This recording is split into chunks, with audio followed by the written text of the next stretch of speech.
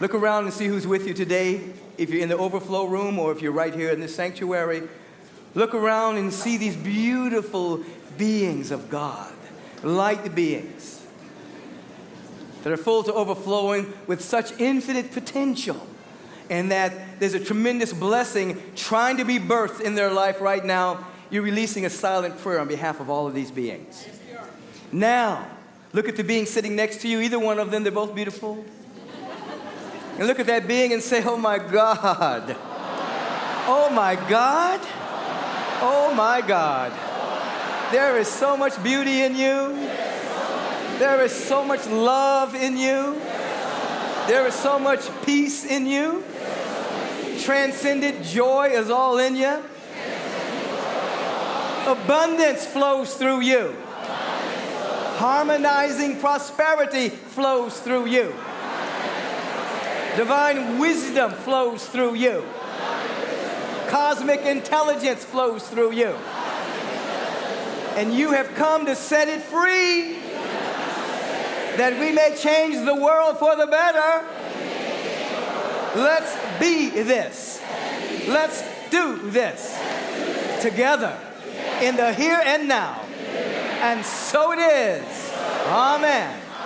Touch and agree.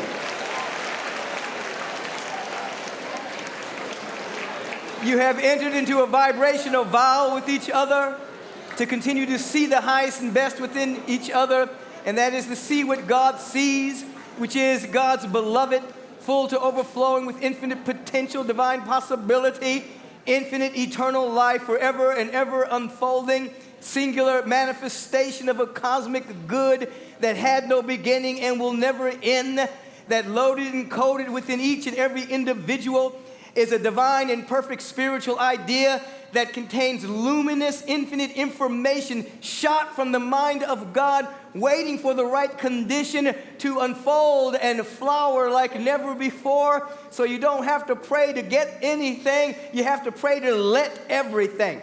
You don't have to pray to get. You're praying to let that which has already been placed within you to be set free, so that it becomes conscious of itself as your very life and being. So that you're not praying to God to give you anything. You're opening yourself up to the presence of God, that God may come into God's own as your very life. Unique expression of infinite potential. All of that is what you took a vow to when you looked into each other's eyes and saw the magnificence and saw the beauty and the joy and the infinite potential, thus co-creating a living field of infinite possibility that allows you to come out from among them, come out from the world, come out from circumstances, conditions, people, places, things, come out from among them and stand as a triumphant being, knowing that the Spirit of the living God has your back, front, side, top, bottom. The Spirit of the living God has you cradled in a spiritual idea that you must now participate in. You must till the soil of your own soul. You must weed the soil of your own mind, so that the seed that has been planted before time began can burst into expression.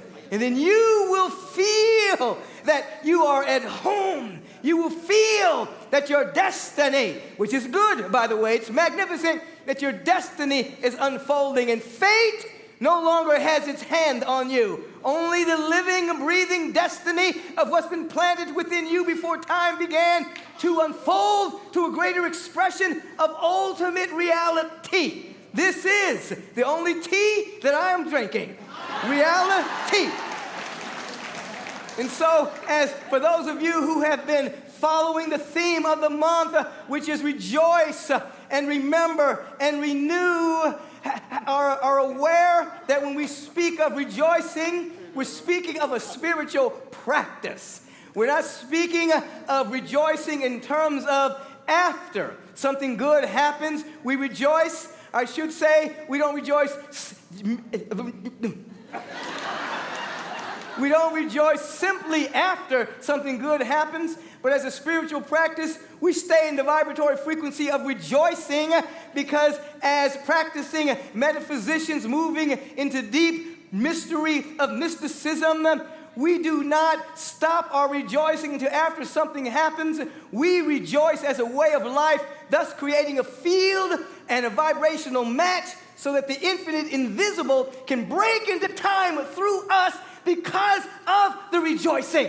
The average person doesn't rejoice into something that they want happens. You are not average.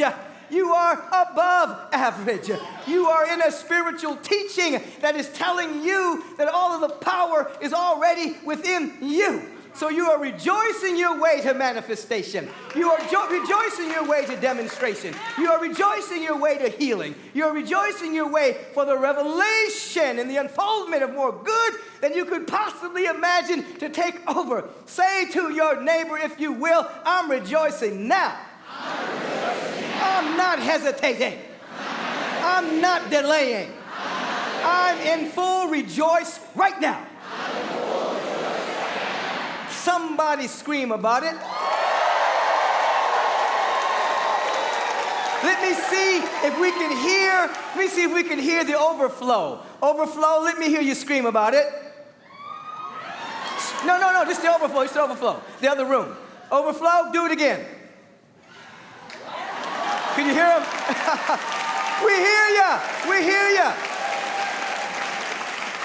And so this is a spiritual practice. So you wake up and you start to rejoice, and then you become a vibrational match of the good that's beyond your imagination. You become a living field of that which is possible within you, and to not only become possible, to become cultivated and activated, so that you're anchoring heaven on earth. And then there is remembering. As you are rejoicing, you start to remember what your soul has never forgotten. Your soul, as a multi-dimensional entity that spans time, no beginning, no ending, it knows its own unfoldment. It knows its own evolution. And you begin to remember, or as Walter Russell states, it's a recollection. You're recollecting. You already know this, but you're remembering it now, and it always feels like you are coming home. It always feels like a homecoming. Oh, I remember this part of myself. I lost it many years ago. It was covered up by circumstance and time and perceptions and hindrances. But I remember this purity. I remember this spirit. I remember. You come into a soulful remembrance. And then the dynamic of renewal begins to take place. The dynamic of renewal simply means that you as an eternal being, always new, always eternal, not touched by time, has no relationship to time whatsoever. Time is the measurement of experience, but who you are as a spiritual being is eternal, and in an instant that there's a vibrational match, you hear shouting from the very cells of your being, behold, I make all things new. Newness, resurrection, newness, regeneration, newness, renewal, newness, revitalization of what you are begins to take place because the thought forms that you've been living under now are being transmuted into a higher frequency. Say, I'm ready to rejoice. I remember my destiny.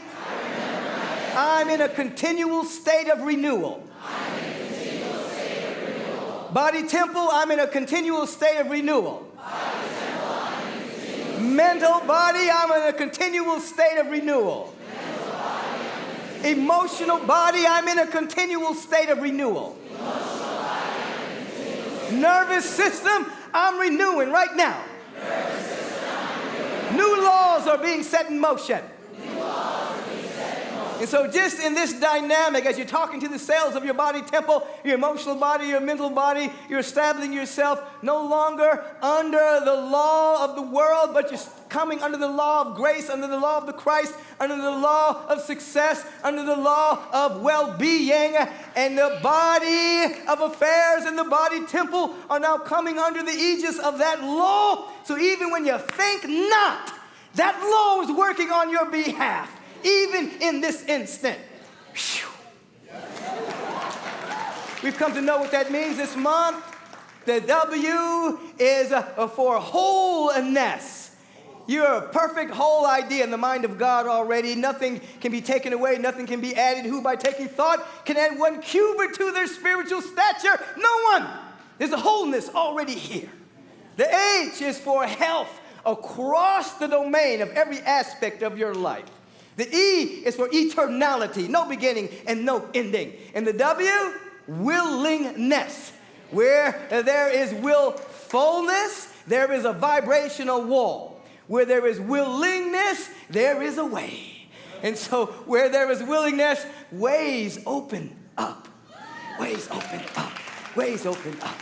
And so today, as we're into the vibrational frequency of the transcended resurrection, we hear course correction for resurrection, and we take these particular teachings as a mental course correction if we had fallen off base in any way, shape, or form, because we have to participate in our own resurrection. We have to participate in our own revelation.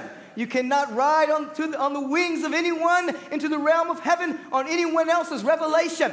They can inspire, they can encourage, they can assist, but at some point you've got to have your own personal revelation about the truth that makes you free.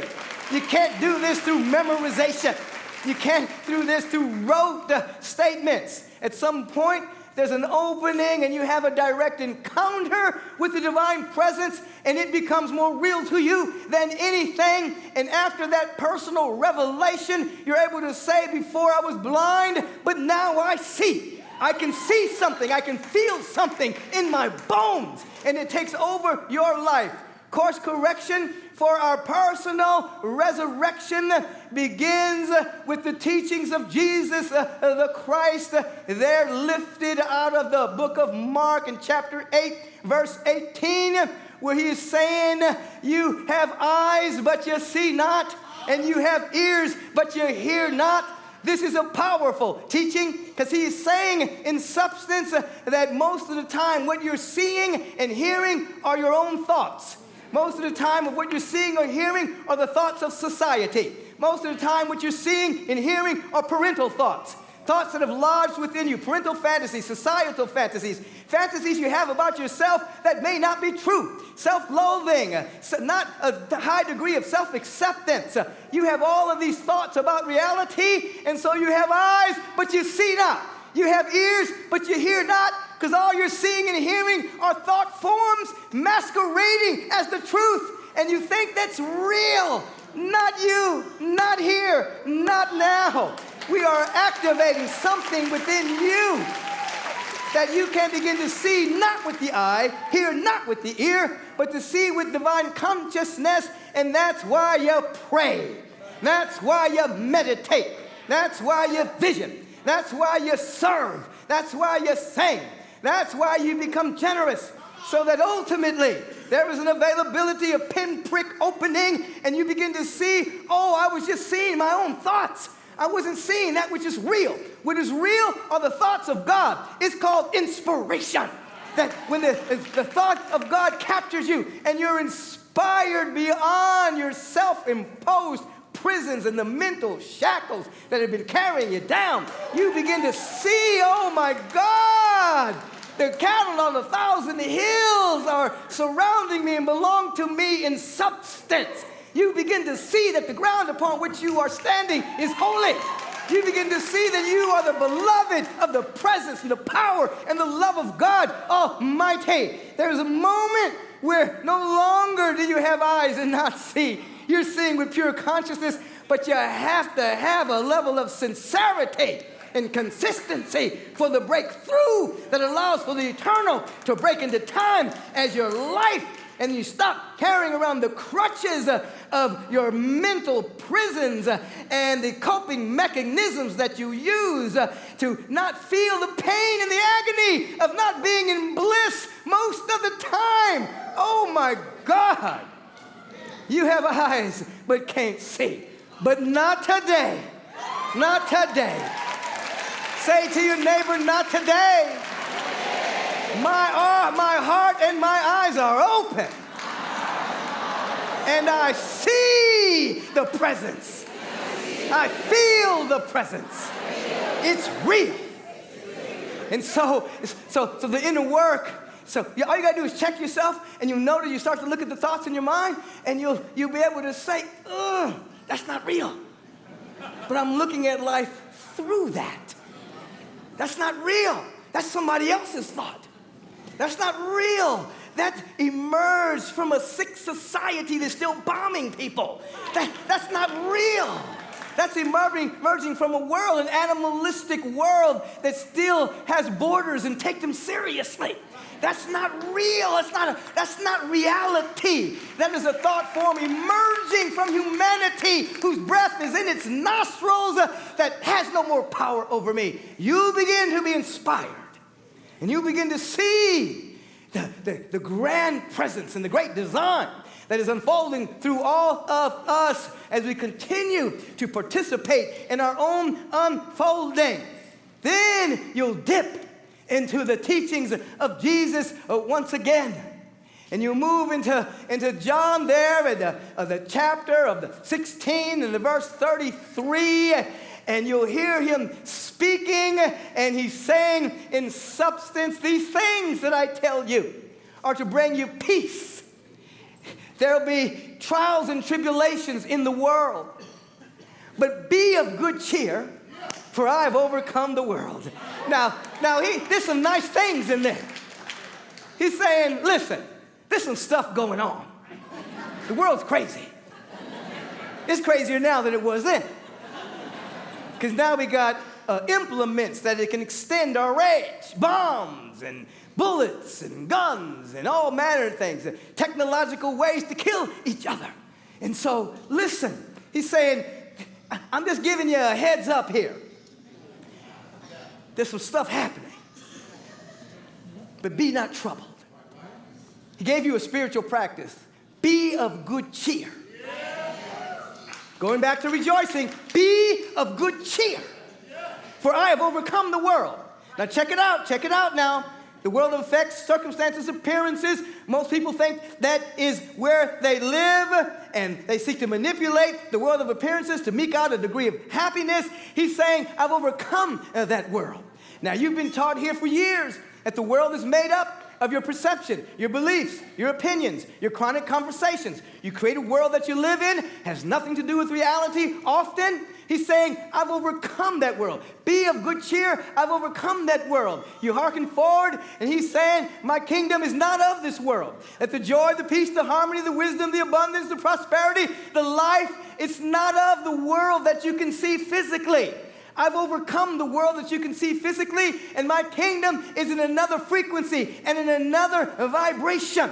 Now, when you get down in your work, your spiritual work, there'll be pinpricks of insight, and you'll begin to see, you begin to overcome the world. You no longer try to draw your good from it. You realize you've been placed here to bring the good from you to give to it.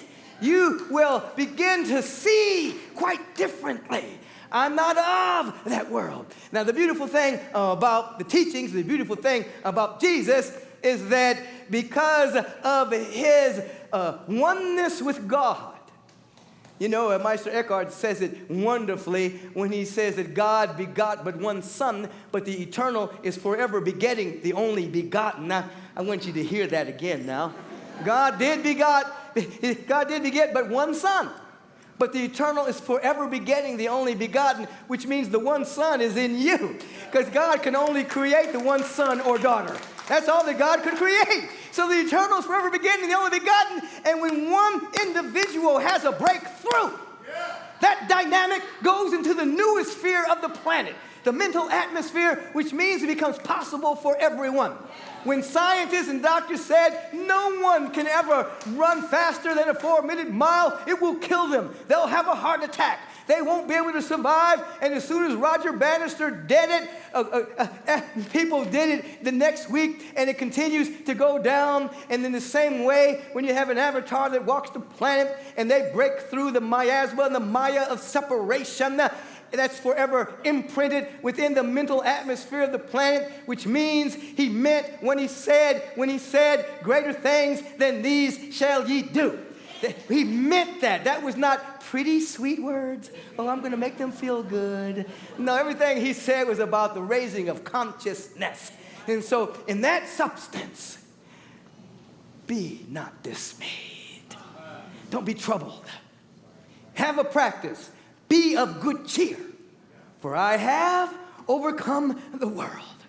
We roll through the book of John again, and we hear him saying in substance, it's not I that's doing the work, but it is the Father within that does the work. And of course, speaking to the individuals of that time, Father, Abba, that's how you had to relate to the presence. Now we can say Mother, Father, God, infinite presence, divine, perfect, spiritual idea, great God of the universe, the presence that is never an absence. This presence has thousands and thousands and thousands of names, but he's saying it's not my little personality that's doing it.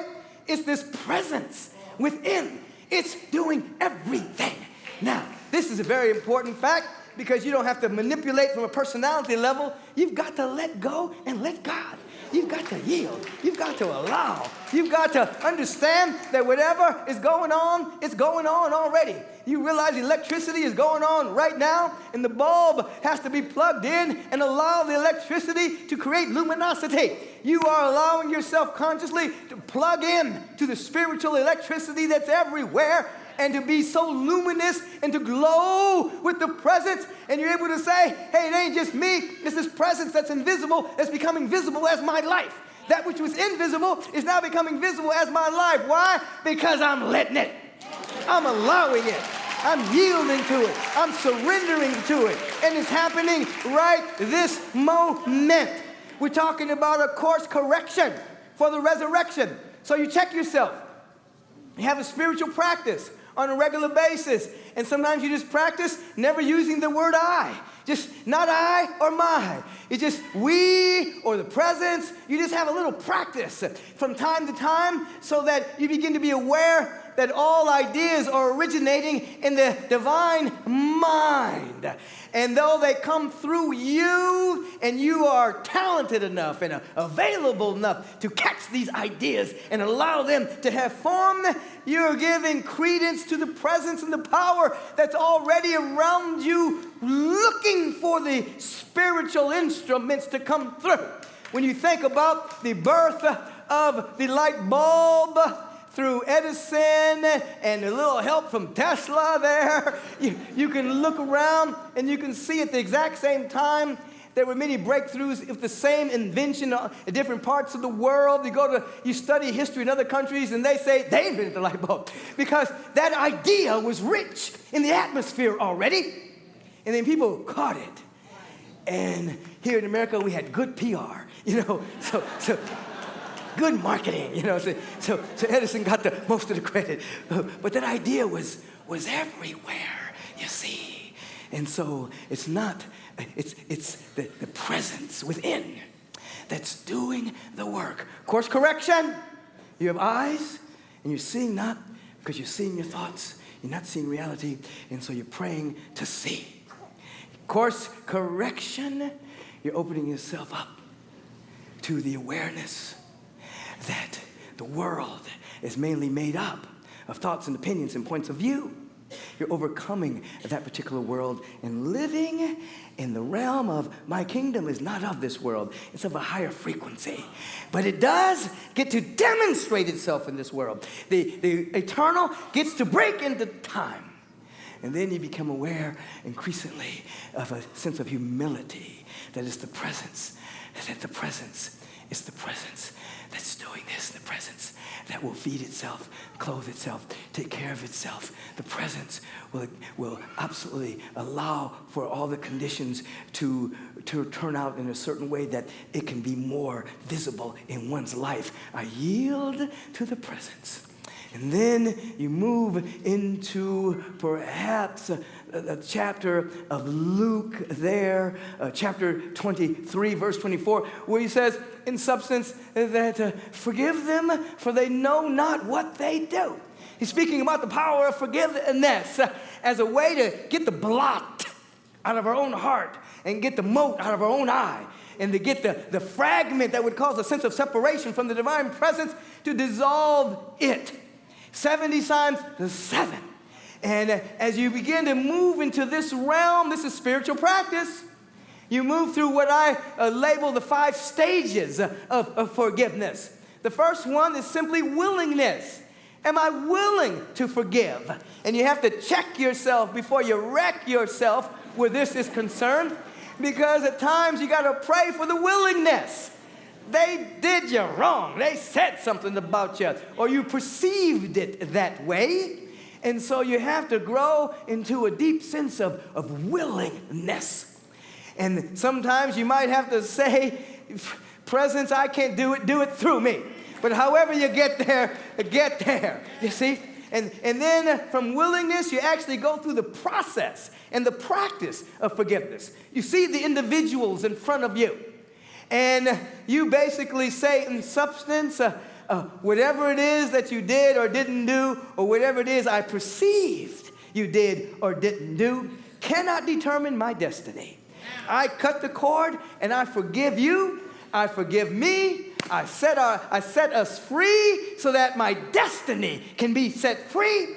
And then in that moment, you begin to free yourself from the limited perception that whatever anyone did or didn't do is preventing you from being you. You are not a victim.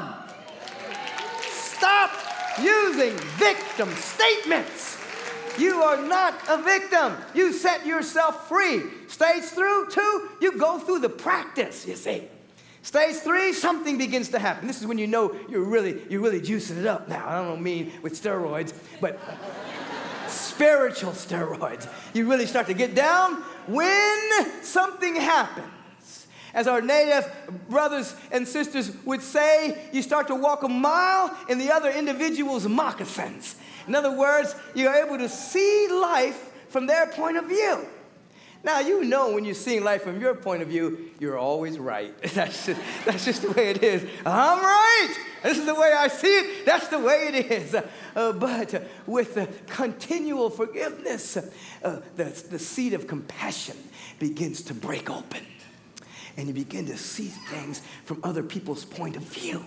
You don't have to agree with what you see, but you get to see it. I was sharing in the earlier service, I always remember at one point when I was doing some bio-cybernaut training, and there's a section around day 6 or 7 where you just open yourself up and you say, in substance, whoever it is I need to forgive or who needs to forgive me, let them come into the field. And this gentleman popped into my field that a number of years before that had done a little racial slur where I was concerned.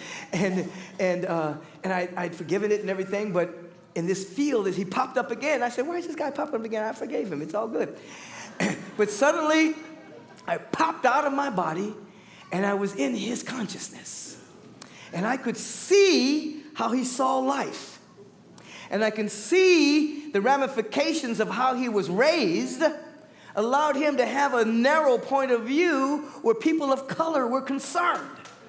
And in seeing that, there was a burst of compassion that happened for him.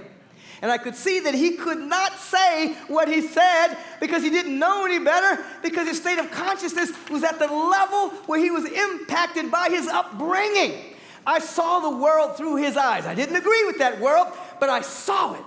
And there was a deep sense of compassion for him, that he was walking on the planet with a myopic point of view, Xing out large groups of people because of the color of their skin, and would never know the deep, radiant love and creativity and joy from these other cultures. He had cut himself off and was living in his own mind in a monolithic state of awareness with people he thought he could trust, not understanding that everyone was an emanation of God. Every flower is important. Every rose, every flower, every daffodil, every oak tree, every magnolia tree, everything brings a gift. Everyone brings a gift.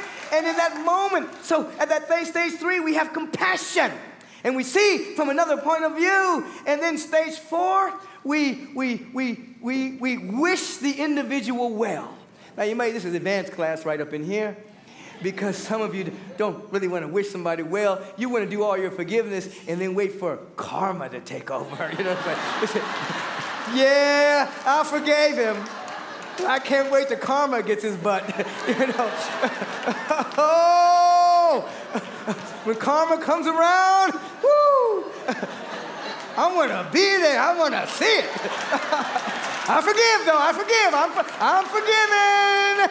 But I want to see what happens. But as we continue to advance spiritually, we wish the individual or individuals well. We want them to do good. We want them to be prosperous. We want them to be healthy. We want them to be happy. We want them to feel God's love. We want them to have peace of mind. And then the stage 5, we do something symbolic or real on their behalf.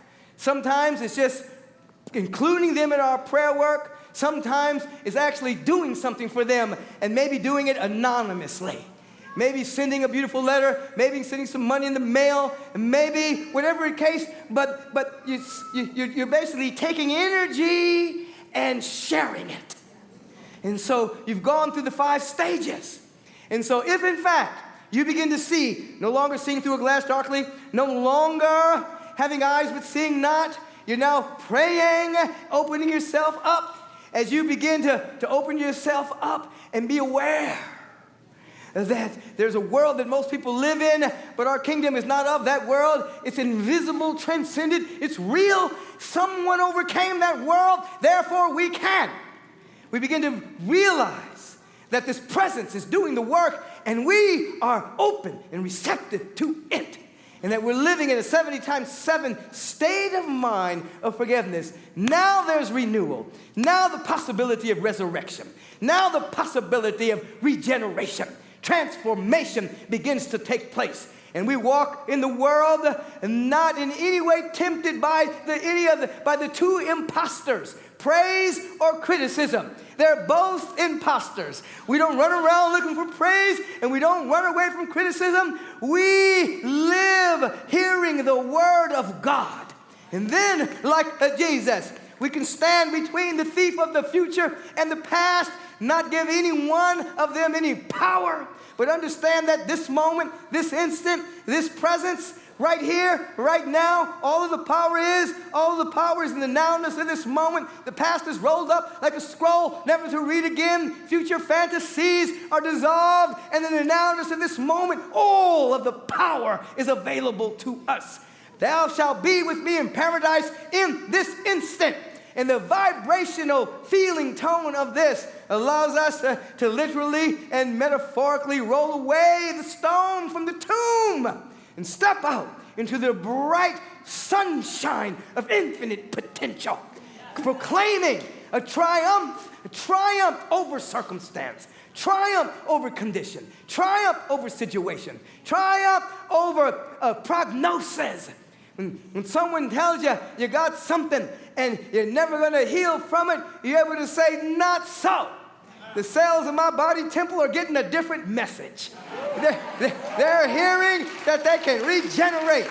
They're hearing that they can absolutely become new. Behold, I make all things new. When someone prognosticates about your life, you come from the wrong side of the tracks. You're too black, you're too white, you're too straight, you're too gay, whatever. You're never going to make it. You'll be able to say, oh no, I come directly from God. When you see me, you see the presence that sent me. I'm not bound by condition. I'm not bound by circumstance. I'm not bound by your opinion of me. I'm not bound by it. I don't care what you think about me. I'm only considering the inspired thoughts of God, saying you are my beloved. And then we rise and we shine and we glow and we flow and we soar into realms of infinite good, anchoring heaven on earth. This is our resurrection based on our personal revelation that comes from a deep and an abiding intentionality, fueled by prayer, meditation, visioning, sacred service, generosity, wonderful chanting, whatever lifts our vibration. We're now co-participants in the evolutionary impulse that governs all creation. We're not in our own way. We have come out of our way. What is it that Ralph Waldo Emerson has said? To remove your bloated nothingness from the divine circuits and let them flow. We get out of our way. And by having a personal revelation, we no longer live by secondhand gods. No longer trying to live on the personal revelation of others. They can encourage, they can inspire, they can teach. But at some point, you got to go beyond memorizing. Memorex, no. Real, yes. Something happens. And once it happens, and it continues to happen, whether it's slow or whether it's immediate and dramatic, you'll never lose it. You cannot unsee once you've seen it. You can't unhear it once you've heard the voice. It's real. And all you do is implement a practice to stabilize yourself in it so it becomes your life. And then you're able to say, it's not I that liveth, as Paul would say. It's the Christ that's living as me. It's not my little self doing anything. It's the presence becoming more conscious of its own life as me. God is waking up in me. God is knowing itself as me. And now we can say, when you see me, you see the presence of God that sent me. I and my Father are one. That which the Father is doing, the Son is also doing. The daughter is also doing.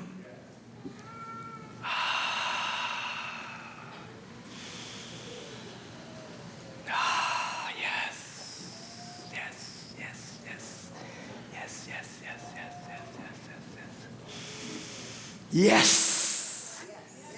And so we rejoice. Yes, we remember. Yes, we renew.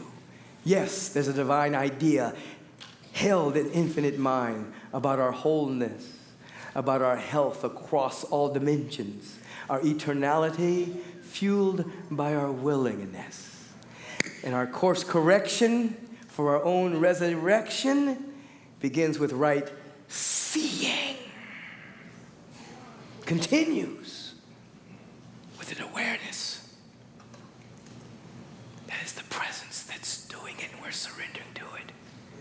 Continues with the overcoming of the world. Continues with the forgiveness, and sometimes the forgiveness is for ourselves. Stop beating yourself up.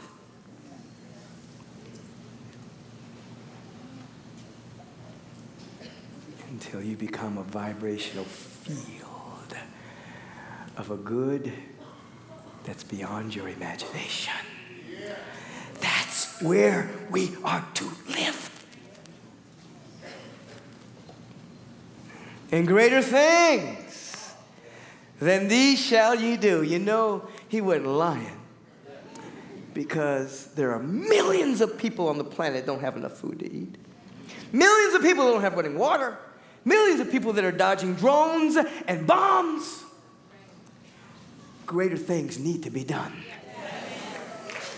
And it's up to us to transmute a system of mass incarceration of individuals and mass incarceration and dumbing down of the mind, censoring our perception, so that we think all of this troublesome in the world is normal and natural and business as usual. Don't fall asleep. What you see is not normal, and it's not natural, and it's not forever. Where are you in the transformation of your own soul? It leads to the transformation of our world. Greater things shall we do. Yes? Let us say it. Greater things shall we do. Greater things shall we do. Greater things shall we do. Right now. Breath here. Release. Ah. Inhale.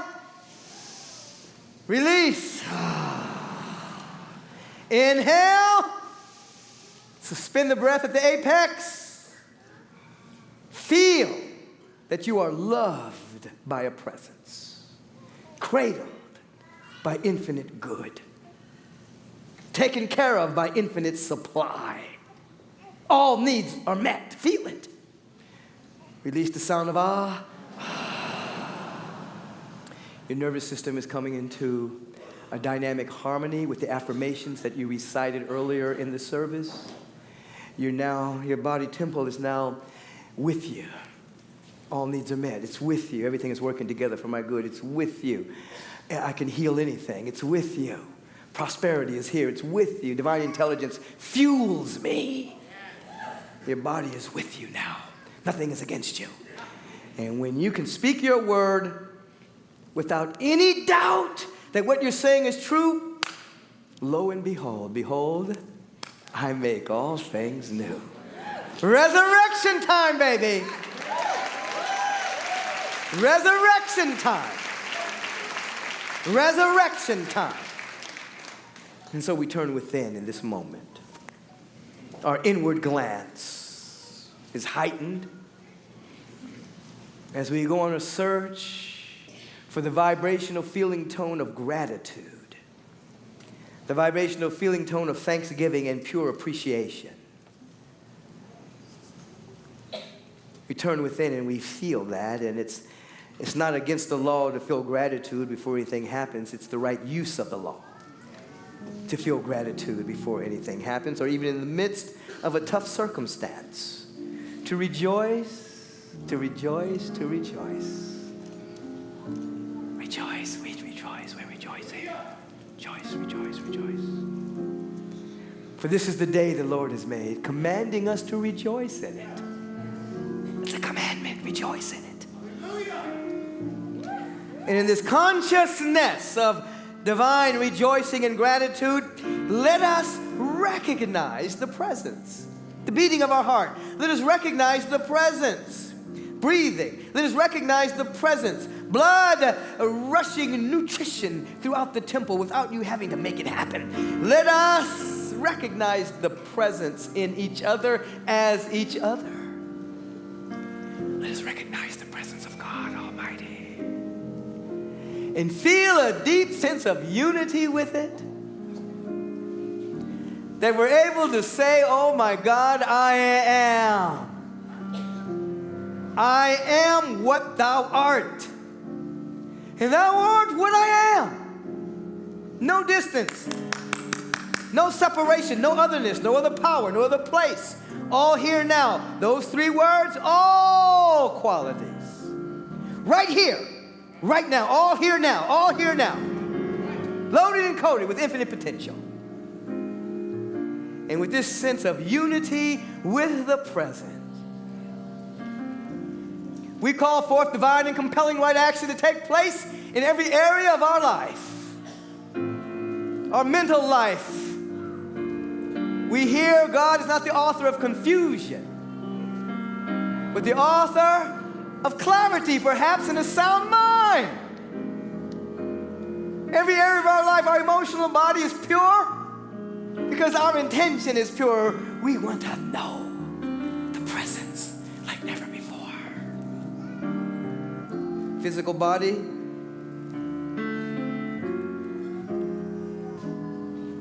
whole. Every organ, action, function of the body temple. Oh, newness. Newness. The body of our affairs, elegance, order, harmony, beauty. This is a path of beauty. It's a path of elegance. Opulence and abundance.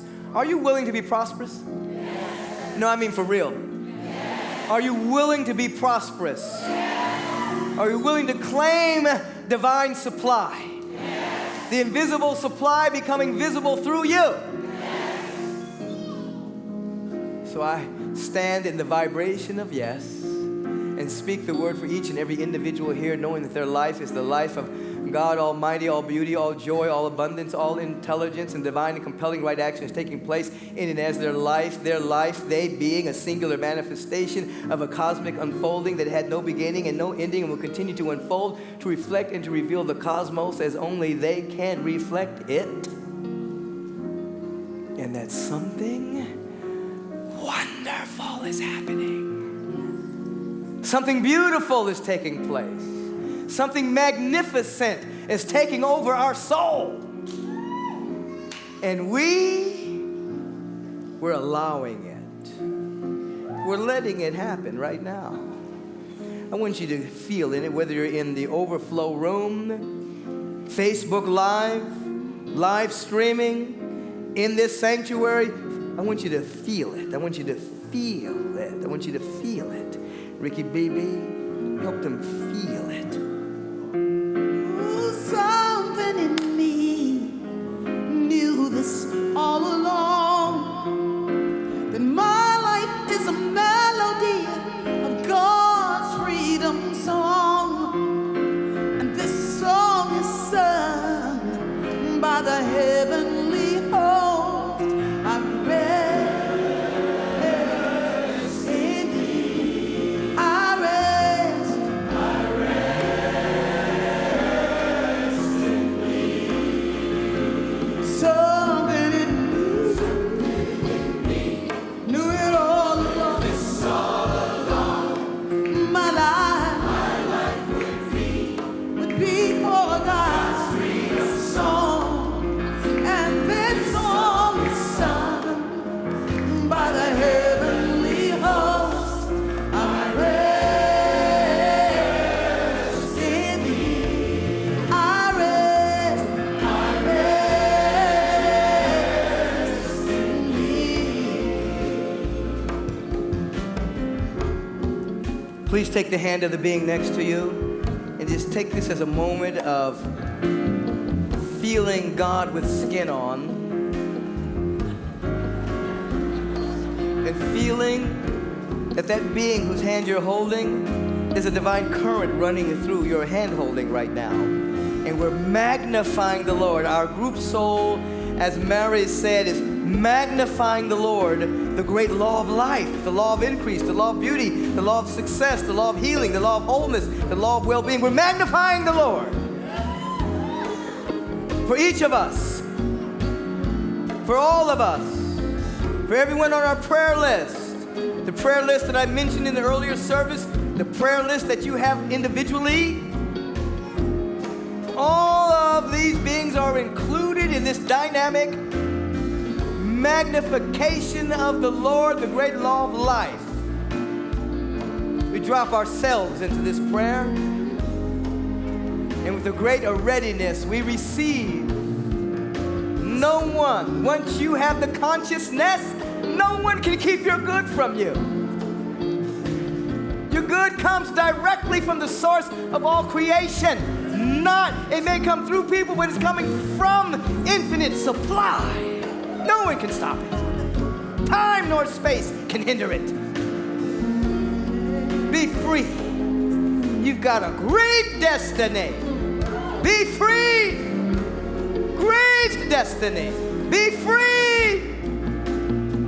All healed now.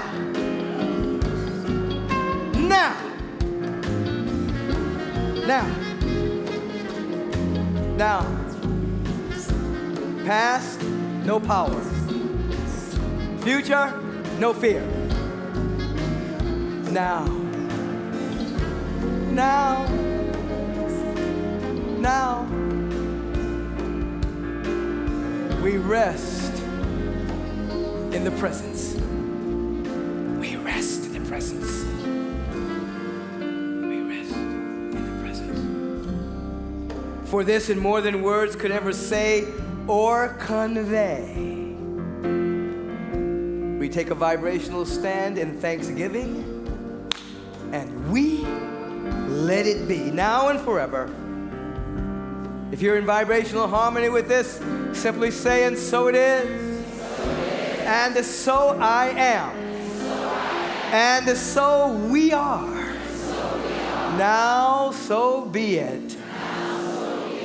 Amen.